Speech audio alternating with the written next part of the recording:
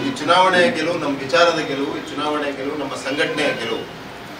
ವಿಶೇಷವಾಗಿ ಚುನಾವಣೆಯ ಗೆಲುವು, ಈ ಬಾರಿಯ ಚುನಾವಣೆಯಲ್ಲಿ ದೊಡ್ಡ ರೀತಿಯಲ್ಲಿ ನಮಗೆ ಆಶೀರ್ವಾದ ಮಾಡಿದ ನಾರಿ ಶಕ್ತಿಯ ಗೆಲುವು.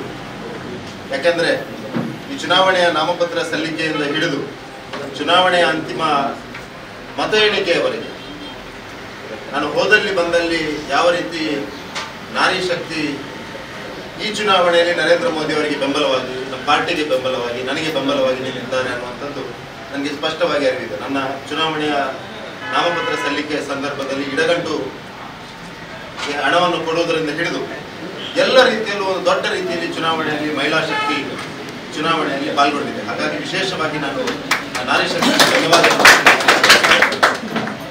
ಒಂದು ಒಳ್ಳೆಯ ಚುನಾವಣೆಯನ್ನು, ಒಂದು ಸವಾಲಿನ ಚುನಾವಣೆಯನ್ನು ನಾವೆಲ್ಲ ಎದುರಿಸಿದ್ದೇವೆ.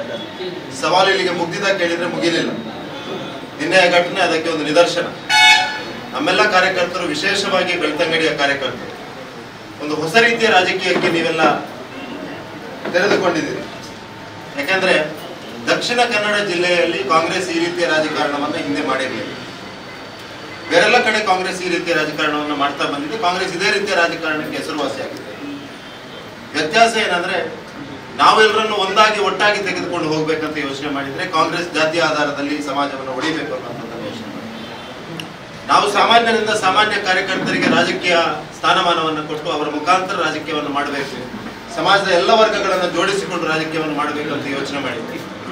ಕಾಂಗ್ರೆಸ್ ಜಿಹಾದಿ ಮಾನಸಿಕತೆಗಳಿಗೆ ಬೆಂಬಲ ಕೊಡುವುದು, ಕಾನೂನು ಬಾಹಿರ ಚಟುವಟಿಕೆಯಲ್ಲಿ ತೊಡಗಿಸಿಕೊಂಡವರಿಗೆ ಬೆಂಬಲ ಕೊಡುವುದು, ಬಲಾಢ್ಯರಿಗೆ ಬೆಂಬಲ ಕೊಡುವುದು, ಈ ರೀತಿಯ ರಾಜಕಾರಣವನ್ನು ಮಾಡಿಕೊಂಡು ಹೋಗ್ತಾ ಇದೆ.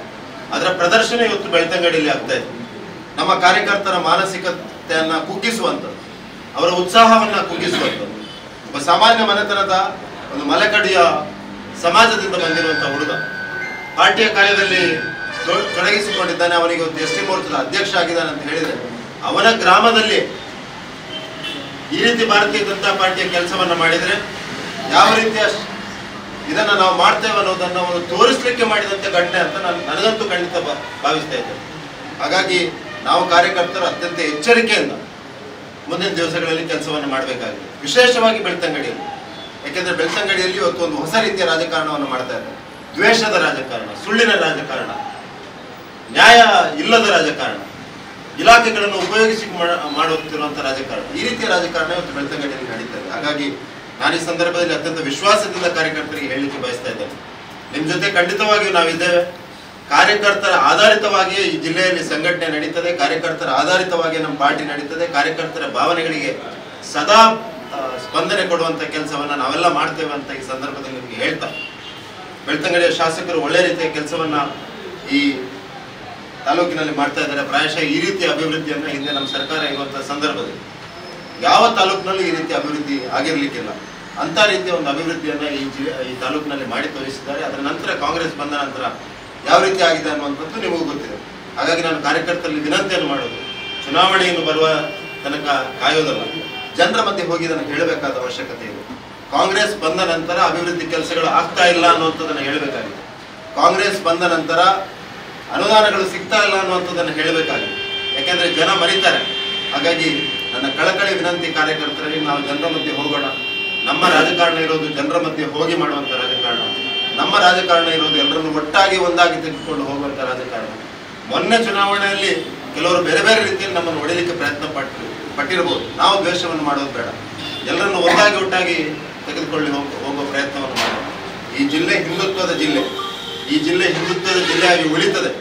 ಈ ಜಿಲ್ಲೆಯಲ್ಲಿ ಹಿಂದುತ್ವ ಅಂದ್ರೆ ಸಮಾಜದ ಕಡೆಯ ಹಿಂದುವಿಗೆ ನ್ಯಾಯ ಕೊಡುವಂಥದ್ದು ನಮ್ಮ ಜವಾಬ್ದಾರಿ ಆಗಿರ್ತದೆ. ಹಾಗಾಗಿ ಕಾರ್ಯಕರ್ತರಲ್ಲೆಲ್ಲರಲ್ಲಿ ನನ್ನ ವಿನಂತಿ, ನಾವೆಲ್ಲ ಒಂದಾಗಿ ಒಟ್ಟಾಗಿ ಇನ್ನು ಮುಂದಿನ ದಿವಸಗಳಲ್ಲೂ ಕೂಡ ಒಂದು ಸವಾಲಿನ ಸಂದರ್ಭದಲ್ಲಿ, ಕಾಂಗ್ರೆಸ್ ಸರ್ಕಾರ ಇರುವಂತಹ ಸಂದರ್ಭದಲ್ಲಿ, ವಿಶೇಷವಾಗಿ ದಕ್ಷಿಣ ಕನ್ನಡ ಜಿಲ್ಲೆಯಲ್ಲಿ ಸೋತವರು ಶಾಸಕರು ಅಂತ ಭಾವಿಸಿಕೊಂಡಿರುವ ಸಂದರ್ಭದಲ್ಲಿ ನಾವು ರಾಜಕಾರಣವನ್ನು ಮಾಡಬೇಕಾಗ್ತದೆ, ಸಂಘಟನೆಯನ್ನು ಮಾಡಬೇಕಾಗ್ತದೆ. ಹಾಗಾಗಿ ಎಚ್ಚರಿಕೆಯಿಂದ ಅತ್ಯಂತ ಜವಾಬ್ದಾರಿಯುತವಾಗಿ ನಾವು ಸಂಘಟನೆಯ ಕೆಲಸವನ್ನು ಮಾಡೋಣ, ಜನರ ಕೆಲಸವನ್ನು ಮಾಡೋಣ, ಸಮಾಜದ ಕೆಲಸವನ್ನು ಮಾಡೋಣ, ರಾಷ್ಟ್ರದ ಕೆಲಸವನ್ನು ಮಾಡೋಣ ಅಂತ ವಿನಂತಿ ಮಾಡ್ತೇನೆ.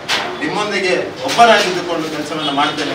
ಈ ಜಿಲ್ಲೆಯ ಅಭಿವೃದ್ಧಿಗೆ ಶಾಸಕರ ಸಹಕಾರವನ್ನು ಪಡೆದುಕೊಂಡು ಪ್ರಾಮಾಣಿಕ ಪ್ರಯತ್ನವನ್ನು ಮಾಡ್ತೇನೆ. ಯಾಕೆಂದ್ರೆ ಈ ಜಿಲ್ಲೆಯ ಜನರು ನಿರಂತರವಾಗಿ ನಮಗೆ ಬೆಂಬಲವಾಗಿ ನಿಂತಿದ್ದಾರೆ, ಸವಾಲುಗಳ ಮಧ್ಯೆ ಬೆಂಬಲವಾಗಿ ನಿಂತಿದ್ದಾರೆ, ಅಪಪ್ರಚಾರದ ಮಧ್ಯೆ ಬೆಂಬಲವಾಗಿ ನಿಂತಿದ್ದಾರೆ.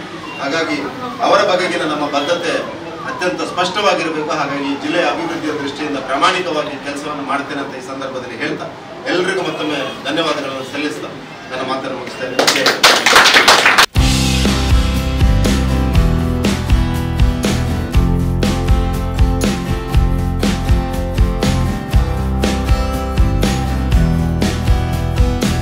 ಫ್ರೆಂಡ್ಸ್ ಫ್ಯಾಮಿಲಿ ಜೊತೆ ಪಾರ್ಟಿ ಮಾಡೋಕೆ best location Sheetal garden restaurant Ujire. Boarding and lodging ಹಾಗೂ ಬಾರ್ ಫೆಸಿಲಿಟಿ, ವಿಶಾಲವಾದ ರೂಮ್ಸ್ ಜೊತೆ 24x7 ಬಿಸಿ ನೀರಿನ ವ್ಯವಸ್ಥೆ, AC ಹಾಗೂ non AC rooms, deluxe rooms, suite rooms, ಶುಭ ಸಮಾರಂಭಗಳಿಗೆ ಸುಸಜ್ಜಿತ party hall, open roof garden, multi cuisine food and catering ವ್ಯವಸ್ಥೆ ಇರಲಿದೆ. ಎಲ್ಲ ಸೌಕರ್ಯಗಳು ಒಂದೇ ಕಡೆ, ಅದು ನಮ್ಮ ಶೀತಲ್ ಗಾರ್ಡನ್ ಆ್ಯಂಡ್ ರೆಸ್ಟೋರೆಂಟ್ ಉಜಿರೆಯಲ್ಲಿ.